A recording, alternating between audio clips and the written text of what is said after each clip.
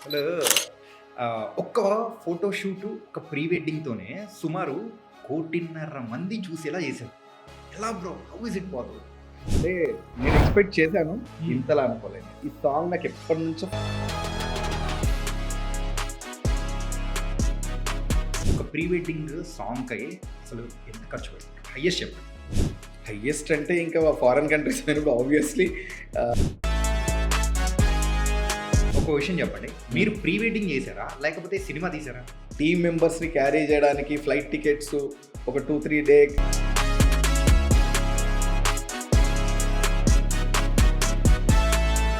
మెయిన్‌గా మన ఇండియాలో ఎక్కడైతే డబ్బులు వస్తున్నాయంటే అక్కడికి చాలామంది కూడా వచ్చేస్తూ ఉంటారు.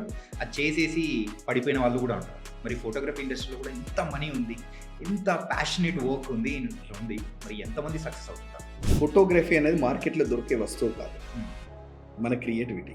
మన క్రియేటివిటీ ఉన్నన్ని రోజులు మనం మార్కెట్‌లో ఉంటాం. వర్కింగ్ విత్ పూరి జగన్నాథ్ గారు వాట్ లైక్ గారు ఎలా అనిపించింది?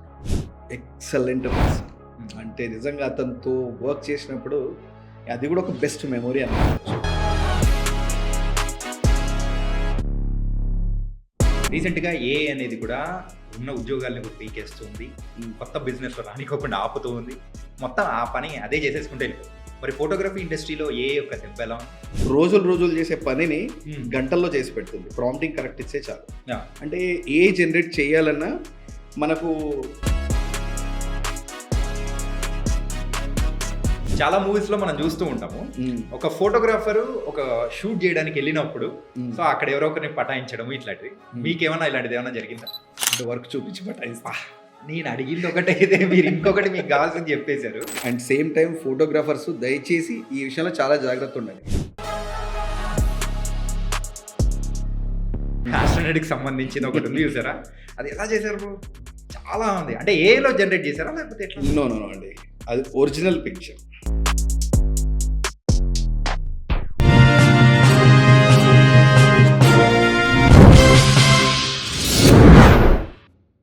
Hi guys, welcome to social post. నేను మీ చాణక్య.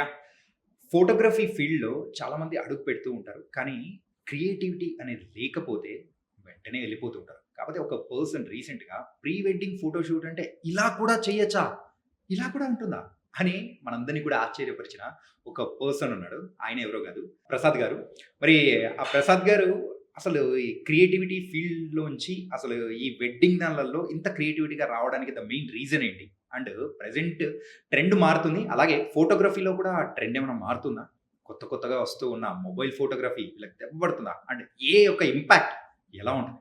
ఇలా బోల్డ్ అనే విషయాలు కూడా ఈ ఇంటర్వ్యూ ద్వారా కూడా తెలుసుకుందాం. మరైతే లెట్స్ వెల్కమ్ ప్రసాద్ గారు. ప్రసాద్ గారు ఎలా ఉన్నారు?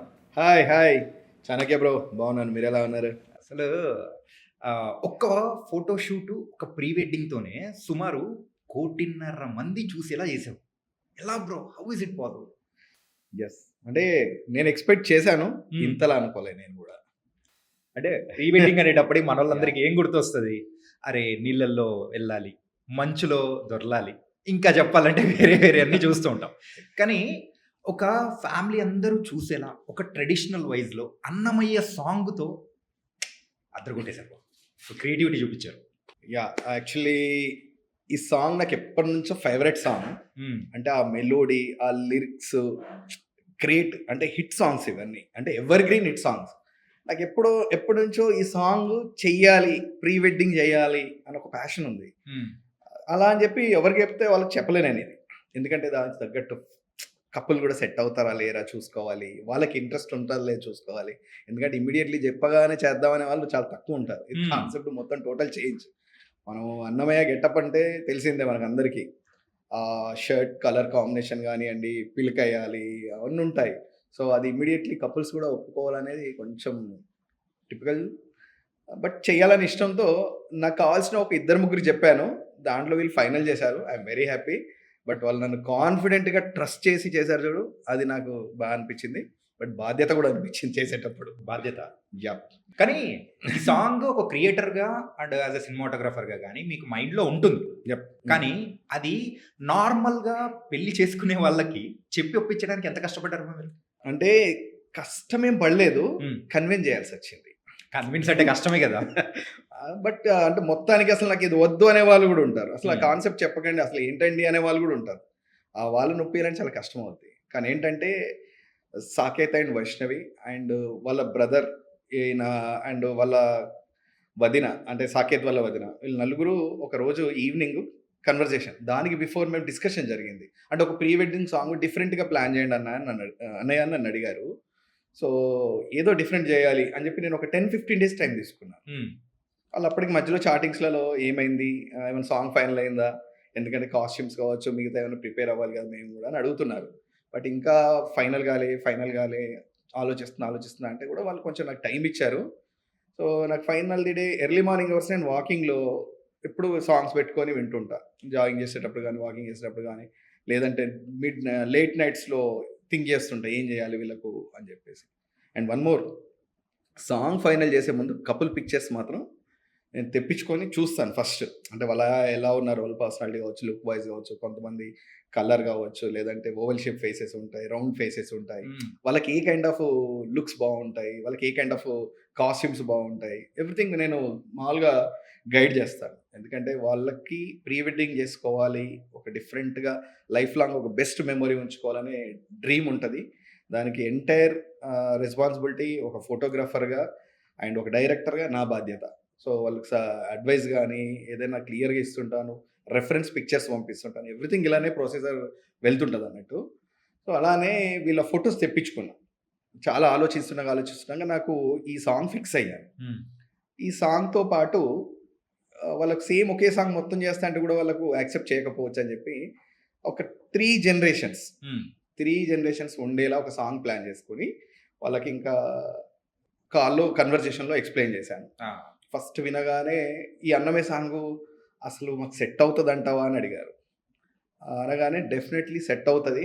చాలా బావుంటది. అండ్ అలా అని చెప్పి ఒక పల్లవి చరణం అలా స్టార్టింగ్ ఒక 1 ½ మినిట్ సాంగ్ మాత్రమే తీసుకుంటాను. అండ్ దానికి రిలేటెడ్‌గా ఇంకొక సాంగ్ మిడ్ రేంజ్‌లో ఒక సాంగ్ తీసుకుంటాను. అండ్ లేటెస్ట్ ఒక సాంగ్ తీసుకుంటాను. హ్మ్. And screen play everything explain చేశాను. అంటే స్టోరీ బోర్డ్ ఎట్లా ఎళ్తది? నేనేమనుకుంటున్నాను? అంటే నా విజన్ మొత్తం వాళ్ళకి ఎక్స్‌ప్లెయిన్ చేశాను. ఫస్ట్ కొంచెం ఆలోచిస్తామని చెప్పినా, ఎంటైర్ ఒక హాఫ్ అన్ అవర్ కన్వర్జేషన్‌లో ఒప్పుకున్నారు. "అన్న మీ మీద నాకు నమ్మకం ఉంది. మా బ్రదర్ వెడ్డింగ్ చేసావు ఆల్రెడీ. హ్మ్. సూపర్ హిట్ ఇచ్చావు అప్పుడు. నీ మీద వదిలేస్తున్నాను. మీరు ఏం చేయమంటే అది చేస్తామని" ఒప్పుకున్నారు. ఇంకా ఆ రోజు వాళ్ళు ఒప్పుకున్నారా, వాళ్ళ బాధ్యత అయిపోయింది. ఆ! నాకు స్టార్ట్ అయింది. ఓకే. అంటే నేను ఒక కాన్ఫిడెంట్‌తోనే చేపిస్తా అనే నమ్మకంతోనే ఒప్పుకున్నాను. హ్మ్. ఒప్పించాను. బట్ ఇంకా బ్యాక్‌గ్రౌండ్ వర్క్ చాలా చేయాల్సొచ్చింది. కాదు. ఒక విషయం చెప్పండి. హ్మ్. మీరు ప్రీ వెడ్డింగ్ చేసారా? లేకపోతే సినిమా తీసారా? ఎందుకంటే స్టోరీ బోర్డ్ చెప్తూ ఉన్నారు. దానికి తగ్గ ప్రిపరేషన్స్, ఆర్ట్ వర్క్ ఇయన్నీ చెప్తున్నారు. ఒక్క ప్రీ వెడ్డింగ్ దానికి ఒక సినిమా తీసే రేంజ్‌లో ఇంత ప్రిపరేషనా? యాక్చువల్లీ నేను సినిమాటోగ్రాఫర్‌ని.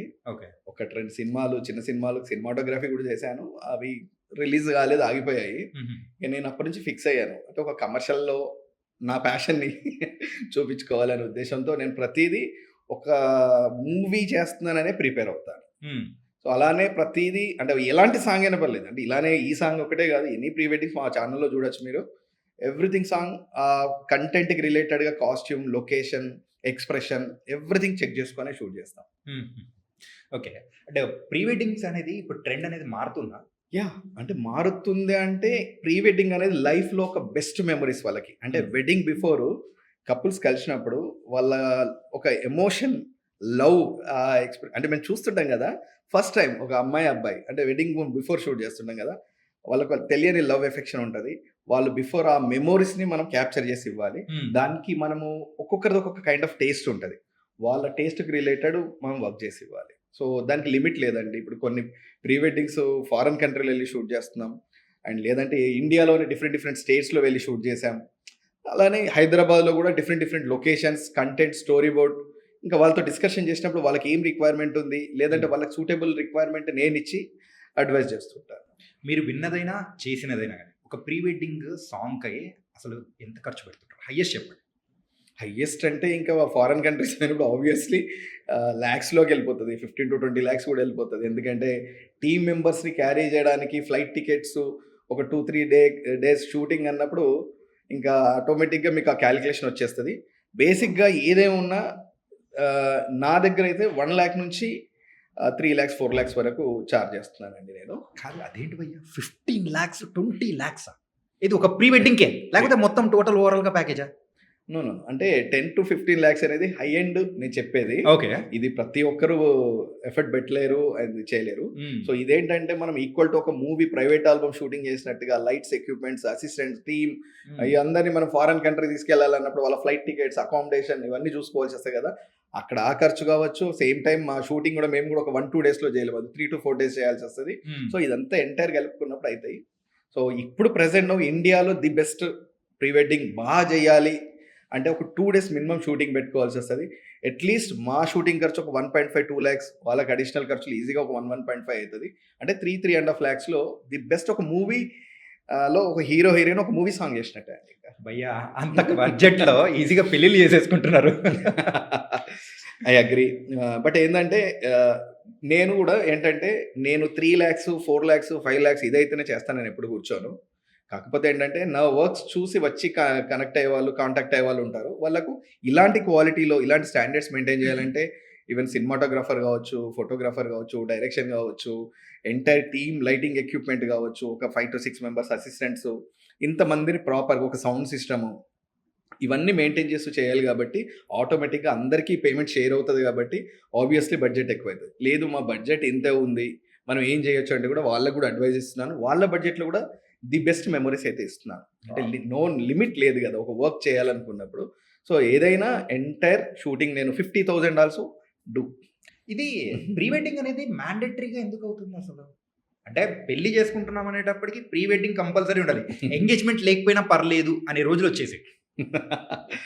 యా యాక్చువల్ ఏంటంటే వెడ్డింగ్ అనేది ట్రెడిషనల్, ఎంగేజ్మెంట్ అనేది ట్రెడిషనల్, రిసెప్షన్ అనేది ఒక గెట్ టుగెదర్ ప్రోగ్రామ్. అంటే వాళ్ళకంటూ ఒక పర్సనల్ ఒక రియల్ లైఫ్ ఒకటి ఉంటుంది. రియల్ లైఫ్లో ఒక డ్రెస్సింగ్ సెన్స్ ఒకటి ఉంటుంది, డ్రెస్సింగ్ స్టైల్ ఒకటి ఉంటుంది ఇద్దరికి. దాన్ని చూపించేదే ప్రీ వెడ్డింగ్. అంటే ఒక న్యాచురల్గా వాళ్ళ love, emotion and costumes everything మన కంట్రోల్లో ఉంటాయి. సో దట్ ఇది ప్రీ వెడ్డింగ్ అనేది అలా ట్రెండ్ అవుతూ వాళ్ళకి నచ్చినట్టుగా ఒక ఫోటోషూట్, ఒక వీడియో షూట్ చేసుకోవడానికి ఇది ప్రీ వెడ్డింగ్. వెడ్డింగ్ ఎంగేజ్మెంట్ అనేది కంపల్సరీ పర్టికులర్గా ఒక కైండ్ ఆఫ్ డ్రెస్సింగ్, ఒక కైండ్ ఆఫ్ ట్రెడిషనల్ రిచువల్స్ అదే ఫ్లోలో జరుగుతుంది. సో దానికి దీనికి కంప్లీట్ డిఫరెంట్. ఇది ప్రీ వెడ్డింగ్ అనేది మనకు నచ్చినట్టుగా చేసుకునేది. వెడ్డింగ్, ఎంగేజ్మెంట్, రిసెప్షన్ అనేది ట్రెడిషనల్, పేరెంట్స్ చెప్పినట్టు కావచ్చు, ఐదర్ మన ట్రెడిషనల్లో ఎలాంటి పద్ధతులు ఉన్నాయి ఆ పద్ధతి ప్రకారం చేసుకునేది ఈ ఈవెంట్స్. ఫోటోగ్రఫీస్లో డిఫరెంట్ స్టైల్ ఆఫ్ ఫోటోగ్రఫీస్ అనేది కూడా వస్తున్నాయి. క్యాండెడ్ అని చెప్పేసి, ఎమోషనల్ టచింగ్స్ అండ్ అలాగే ప్రీ వెడ్డింగ్ అని, పోస్ట్ వెడ్డింగ్, ఇలా డిఫరెంట్ వస్తూ ఉన్నాయి. కాకపోతే కొన్ని వాళ్ళ టెక్నిక్స్ కానీ ఎన్ని ఉపయోగించుకొని అవుట్ ఆఫ్ ద బాక్స్ వెళ్ళి ఎగ్జైట్ చేసిన పాయింట్స్ ఏదైనా ఉన్నాయా మిమ్మల్ని? యా మేజర్గా ఏంటంటే candid photography main important.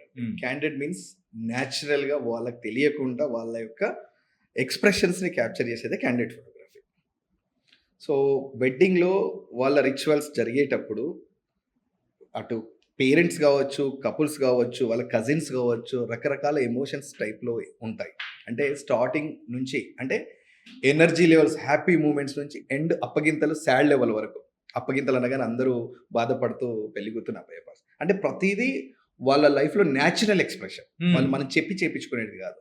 So దానికి రిలేటెడ్గా మనకు కెమెరాస్లో లో లైట్ ఫోటోగ్రఫీకి మంచి కెమెరాస్ వచ్చినాయి అండ్ లెన్సెస్ వచ్చినాయి. అవన్నీ యూజ్ చేస్తూ వాళ్ళని డిస్టర్బ్ చేయకుండా క్యాప్చర్ చేసేదే క్యాండిడ్ ఫోటోగ్రఫీ. ఇది ప్రతి ఫోటోగ్రాఫర్ అంటే వాళ్ళ స్టైల్, వాళ్ళ ఐడియాస్ ప్రకారం షూట్ చేయాలి, వాళ్ళకి ఇష్టమైన బ్లాక్ పెట్టి షూట్ చేయాలి. అది డిఫరెంట్ వర్క్ చేయడానికి మంచి స్కోప్ ఉన్నది క్యాండిడ్ ఫోటోగ్రఫీ. ఓకే. మిమ్మల్ని ఎగ్జైట్ చేసిన పాయింట్ ఏదైనా ఉన్నిందా? సో ఈ ఫీల్డ్లోకి ఎంటర్ అయిన తర్వాత అరే ఇలాంటిది కూడా మనం ఇంతకు మించి చేయాలి అని అనిపించిన పాయింట్? యా క్యాండిడ్ ఫోటోగ్రఫీలో మెయిన్ చేసిన ఒక వెడ్డింగ్ మూమెంట్లో మా సినిమాటోగ్రఫర్ షూట్ చేశాడు, అది మూమెంట్ క్యాప్చర్ చేశాడు.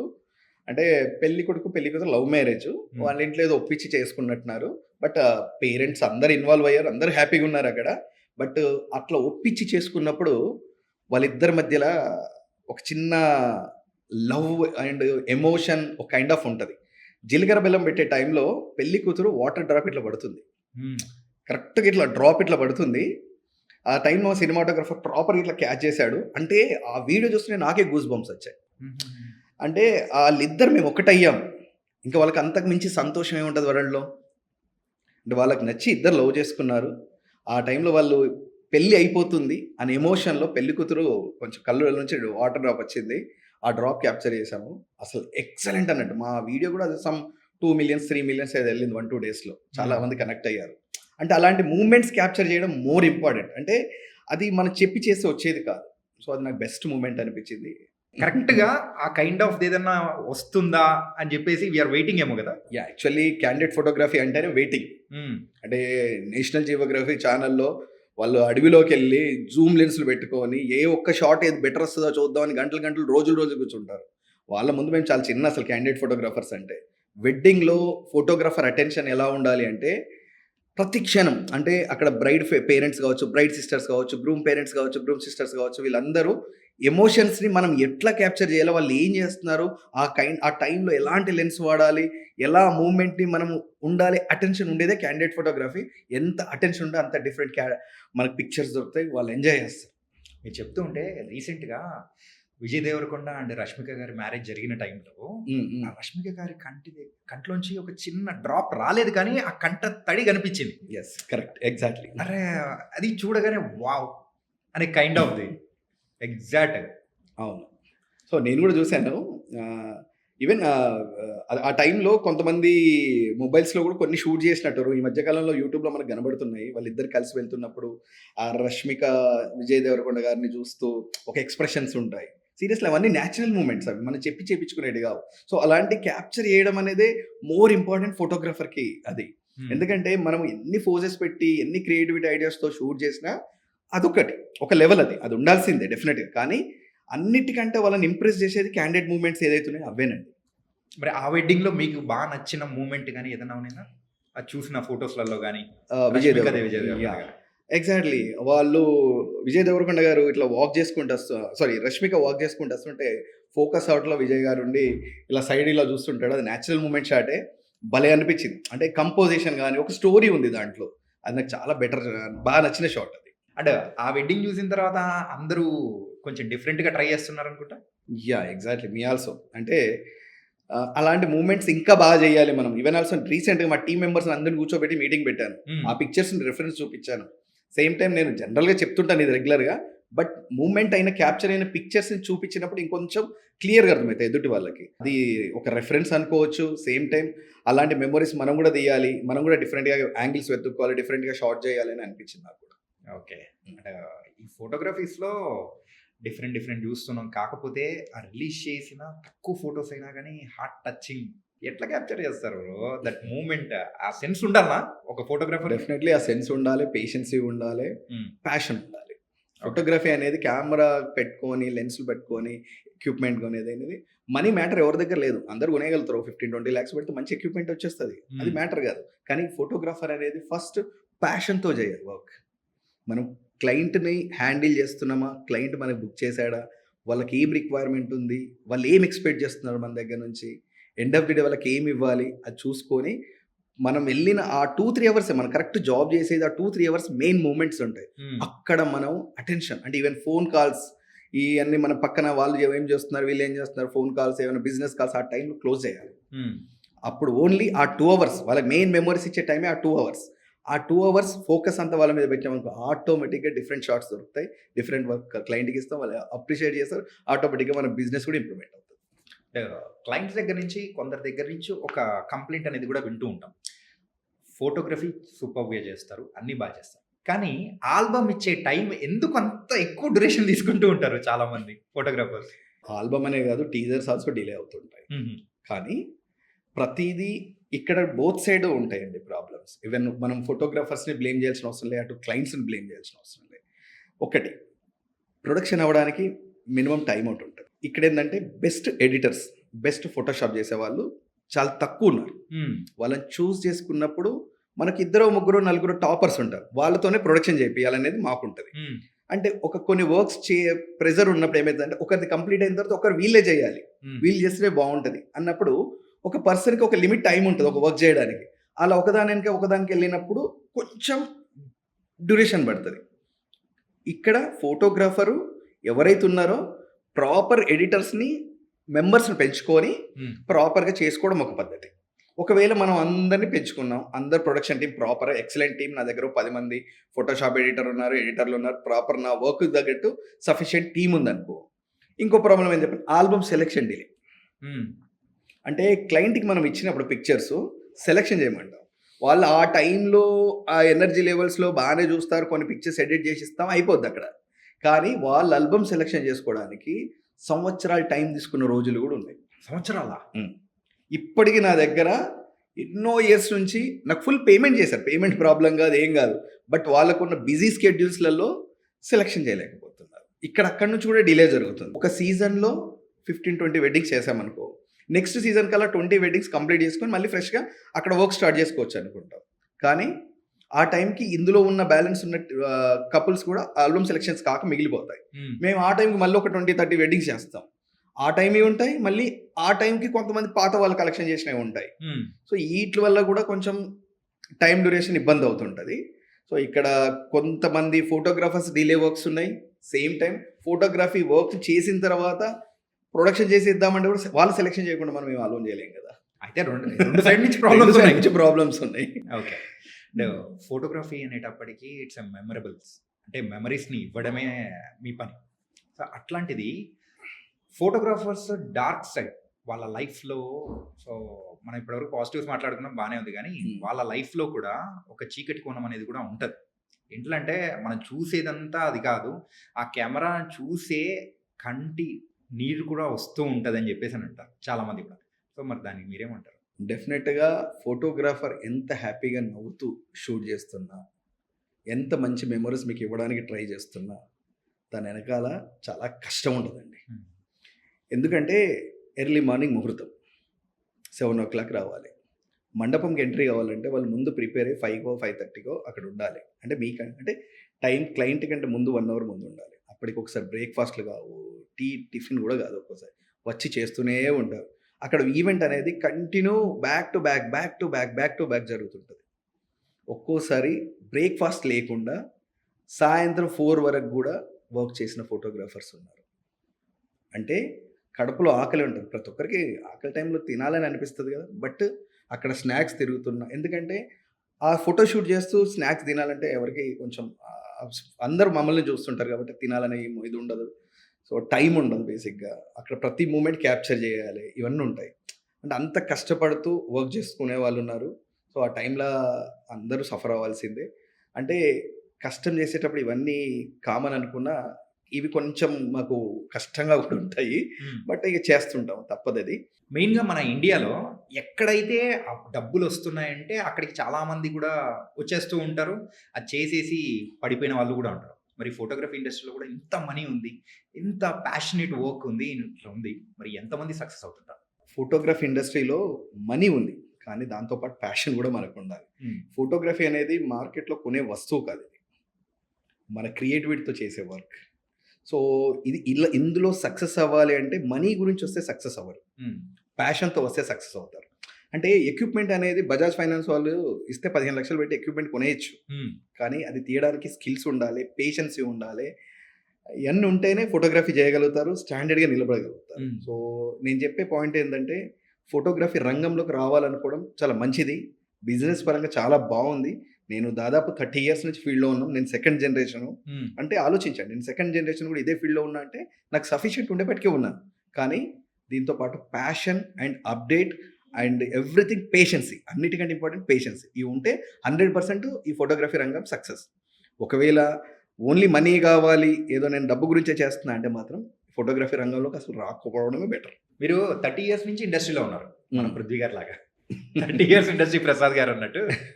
ఈ 30 yearsలో ఏదైనా కానీ ఒక మ్యారేజ్కి వెళ్ళి ఎందుకు వచ్చానరా బాబు, తొందరగా అయిపోతే బాగుండు అని అనుకున్న సందర్భం ఏమైనా ఉందా? ఇప్పటివరకైతే నిజంగా నేను ఏ వెడ్డింగ్కి వెళ్ళినా అలాంటి సందర్భం అనుకోలే. కాకపోతే నేను వెళ్ళిన తర్వాత ఫ్యూ షార్ట్స్ అనుకొని వెళ్తాను అక్కడికి. అంటే ఫస్ట్ పోగానే వాళ్ళ కపుల్స్కి చెప్తాను, ముందు ప్రిపేర్ చేస్తాను. అంటే మాకు ఒక 20 minutes, ఒక 1/2 hour ఎక్స్క్లూజివ్గా ఫోటోగ్రఫీకి టైం పెట్టండి, కొన్ని క్రియేటివిటీ షార్ట్స్ చేసుకోవడానికి అని చెప్తాను. సేమ్ టైం వెడ్డింగ్ జరుగుతున్నప్పుడు నేను ఎంజాయ్ చేస్తుంటా వర్క్ని. అంటే వాళ్ళు ఇక్కడ ఏం జరుగుతున్నారు, ఫన్, కొంతమంది కపుల్స్ ఉంటారు ఎంజాయ్ చేస్తుంటారు, కపుల్స్ ఫుల్ ఎనర్జీతో ఉంటారు, ఫ్యామిలీ ఆల్సో ఫుల్ ఎనర్జీగా ఉంటారు. అలా ఉంటే మాకు బూస్టింగ్. అంటే నిజంగా ఇందాక చెప్పాను చూడు, ఫుడ్ లేకపోయినా పర్లేదు ఎంజాయ్ చేస్తున్నప్పుడు ఏ క్యాప్చర్లో వచ్చి పిక్చర్స్ చూస్తా ఉన్నాడు ఆల్రెడీ బ్రేక్ఫాస్ట్ డిన్నర్ లంచ్ అన్నీ అయిపోతుంటాయి మాకు అక్కడ. సో ఆ ప్యాషన్తో ఉంటాం కాబట్టి ఏ పిక్చర్ తీసినా ఇంకెంతసేపు అవుతుందిరా బాబు అనే ఫీలింగ్ ఎప్పుడు రాలేదు నాకు. కాకపోతే కొన్ని టైంలల్లో ఏంది బాబు అని అనిపించే టైంలో ఏంటి అంటే హ్మ్. మేము వచ్చి కూర్చుంటాం, వెయిట్ చేస్తుంటాం. కపుల్స్‌కో టైం ఇస్తాం మేము. అంటే 10:30 ముహూర్తం అంటే మీరు 9:30కి ఉండండి. హ్మ్. అంటే ఒక 1 అవర్ ఫోటోషూట్‌కి టైం ఉండేలా ఉండమని చెప్తుంటా నేను. ఆ! ఆ టైం కాకుండా ఎగ్జాక్ట్‌లీ ముహూర్తం టైంకొస్తారు. ఆ టైంలో పేరెంట్స్ కావచ్చు, సేమ్ టైం పురోహితుడు కావచ్చు, "అమ్మ రండి ఇక్కడ ఫోటోగ్రఫీ ఇంపార్టెంట్ కాదు. మీరు ఫస్ట్ వెడ్డింగ్ ఇంపార్టెంట్" అంటారు. ఆబ్వియస్‌లీ అది కరెక్టే. మాకు ఇట్లా టైం దొరకదు. అంటే మన క్రియేటివిటీ వర్క్ చేయలేకపోతాం. హ్మ్. ఆ హడావుడిలో ఇంకా వాళ్ళు ముహూర్తం టైంకి వస్తారు కాబట్టి పెళ్లి కూడా అంత హడావుడిగా చేసేస్తుంటారు. అబ్బా! ఇంత ఖర్చు పెట్టి చేసుకుంటున్నారు. ఇంత నాకు డబ్బులిస్తున్నారు. ఇంత హడావుడి చేసుకున్నారు. అంటే ఆ మూమెంట్స్‌ని క్యాప్చర్ చేసుకోకుండా హడావుడి అయిపోతున్నారే అనే ఒక ఫీలింగ్ వస్తది. అంటే ఇంత ప్రిపేర్ అయినప్పుడు కొంచెం టైమ్ ప్రిపేరింగ్ కూడా ప్రాపర్‌గా ఉంటే అట్‌లీస్ట్ ఫ్యామిలీ మెంబర్స్ గాని, కపుల్స్ గాని, అటు ఫోటోగ్రఫీ గాని ఎవ్రీథింగ్ హడావుడి లేకుండా కూల్‌గా ఎళ్తది గదా! అని అనిపిస్తది. అంతే తప్ప ప్రతి వెడ్డింగ్ నేను ఎంజాయ్ చేస్తాను. అంటే డే అండ్ నైట్‌లు చేస్తున్నా ఎనర్జీ లెవెల్స్ ఉంటాయి. అంటే మీరు చేసిన ఫోటో షూట్స్‌లలో వావ్! అని మీ వర్క్ మీకే అనిపించిన సందర్భం ఒకటి ఉండింటది కదా! ప్రతిది వావనే ఉంటది నాకు. ఎవరిది ఏదైనా గాని అంటే ఒక సందర్భము అది మన మైండ్ మెమరీలో స్టోర్ అయిపోయింటది. అది లాక్ అయిపోయింటది. లాక్ గూడా మనం ఎక్కడో తీసి ఇసిరేసింటాం. ఆ కీ అనేది. అలాంటిది ఏదన్నా ఉండింటదిగా. ఇంతకు మీ పెళ్ళికి మీరే ఫోటో షూట్ చేసుకున్నారని మాత్రం చెప్పకండి. అసలు ఫోటోగ్రాఫర్స్ పెళ్ళిలో ఫోటోస్ ఎప్పుడు ఎవరియి ఉండయండి. ఫోటోగ్రాఫర్ ఫ్యామిలీస్‌కి ఏ ఫోటోస్ ఉండవు సరిగ్గా. ఎందుకంటే మనదేగా చేసుకోవచ్చులే. ఆ! ఇంట్లో ఆడవాళ్ళు తిడుతుంటారులే ఈ విషయం మీద. హ్మ్. అసలు అందరికి ఎవరెవరికో సూపర్ ఫోటోలు తీస్తుంటారు. అసలు మమ్మల్ని ఫోటోలు తీయాలంటే అంత నెగ్లెక్ట్‌గా ఉంటారేంటి అని అంటుంటారు. బట్ అంటే ఎందుకో అది ఫోటోగ్రాఫర్ ఫ్యామిలీ అనగానే మనయలే అంటే తీసి మాకెక్కువ తీసి ఆ ఫీలింగ్ వస్తదా? రోజు వీళ్ళని చూసి ఏం తీస్తాంలే అందరికి తీస్తున్నాం గదా! అని అనుకుంటామో తెలీదు గానీ సీరియస్‌లీ ప్రతి ఫోటోగ్రాఫర్స్ ఇండ్లలో ఫోటోగ్రాఫర్‌కి సంబంధించిన పర్సనల్ ఫ్యామిలీ మెంబర్స్ పిక్చర్స్ చాలా తక్కువుంటాయి. హ్మ్. అందరూ ఎవరెవరు ఇంట్లో అంటూనే ఉంటారు ఆడవాళ్ళు. మాయెందుకు తీయవు? అందరెవరు ఆ! తీస్తారు పిల్లలెందుకు తీయవు? ఇప్పటి వరకు బయట క్లయింట్స్‌కి చేసింది చూసాం గానీ, ఎవరైనా ఒక ఫోటోగ్రాఫర్ అలా చేయించుకున్న సందర్భం ఏదన్నా ఒక్కటన్నా కనిపిస్తదనుకుంటే మీరు చెప్తున్నది ఇప్పుడు గుర్తొస్తుంది. ఎగ్జాక్ట్‌లీ. అంటే నేను ఎన్నో బ్యూటిఫుల్ మెమోరీస్ షూట్ చేశాను. యాక్టర్స్, సెలబ్రిటీస్ షూట్ చేశాను. అంటే ఇప్పుడు ఈవెన్ 'లైగర్‌కి' కూడా విజయ్ దేవరకొండ యాహ్! గారిది ఆ మూవీ షూట్ చేశాను. ప్రతి దానికి నేను కొత్తగా ప్లాన్ చేసుకుంటాను. ప్రతీది నాకు బెస్ట్ అవకాశంగానే ఫీల్ అవుతుంటాను.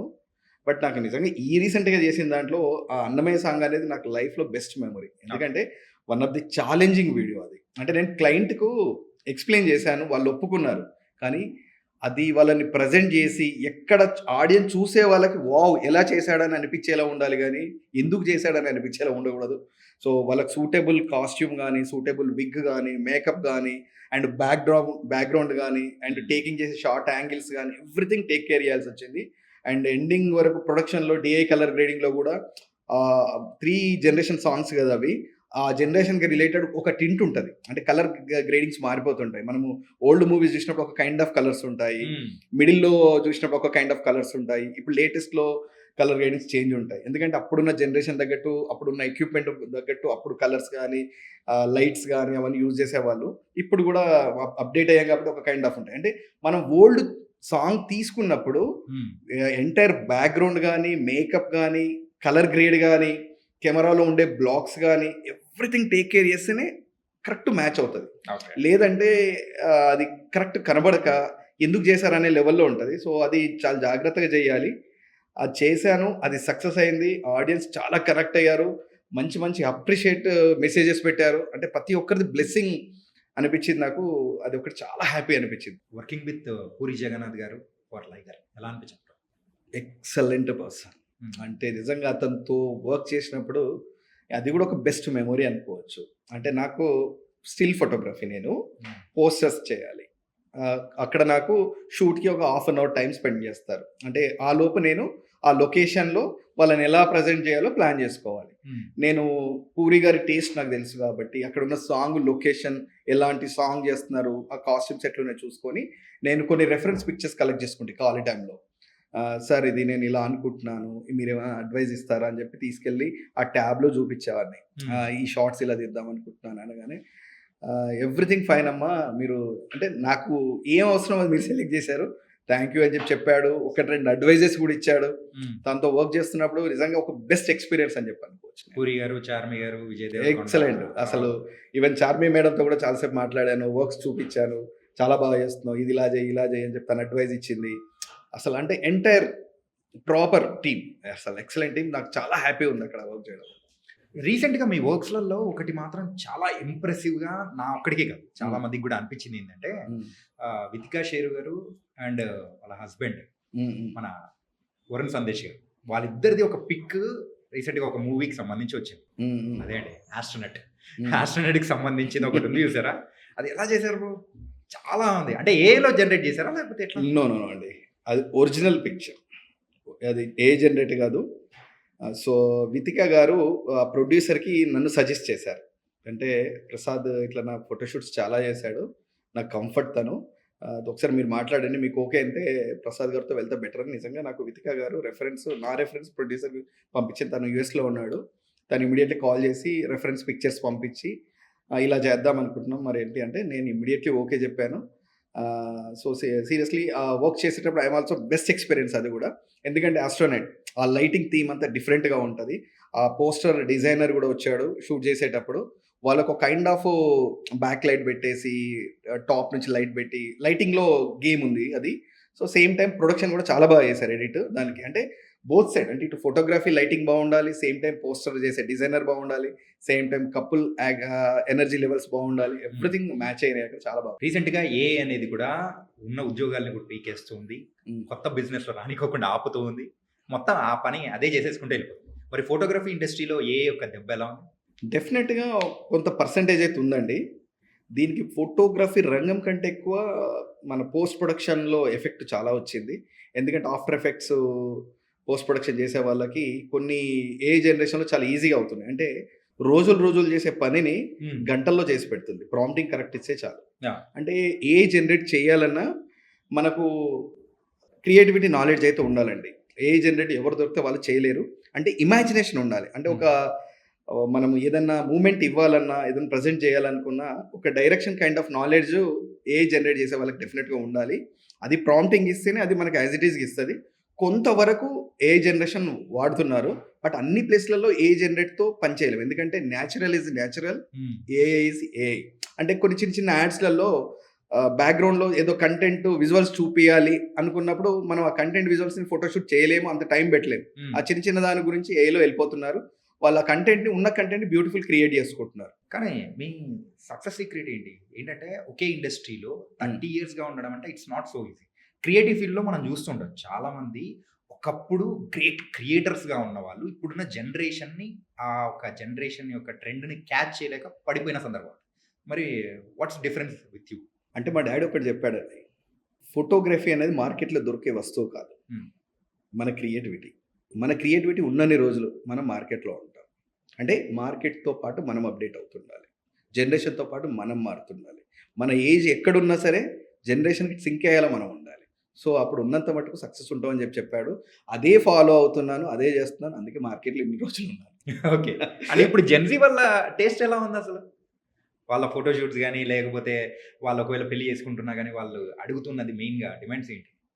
డిమాండ్స్ అని ఏం లేదు. ఒకప్పుడు ఫోటోగ్రఫీ అంటే ఒక వీడియోగ్రాఫర్, ఒక ఫోటోగ్రాఫర్ ఉండేవాళ్ళు. హ్మ్. అంటే ఒక ఈవెంట్ ఫోటోస్ ఉన్నాయా? లేవా? వీడియో ఉందా? లేదా? అనేది. కానీ ఇప్పుడు ఒక వెడ్డింగ్‌ని ఒక మూవీలా చేస్తున్నారు. అంటే సినిమాటోగ్రాఫర్, సినిమాటిక్ వీడియో అనేదేంది? ఒక మూవీకి సంబంధించినది. అంటే ఒక మూవీ లాగా ప్రోగ్రామ్ ప్లాన్ అవుతుంది.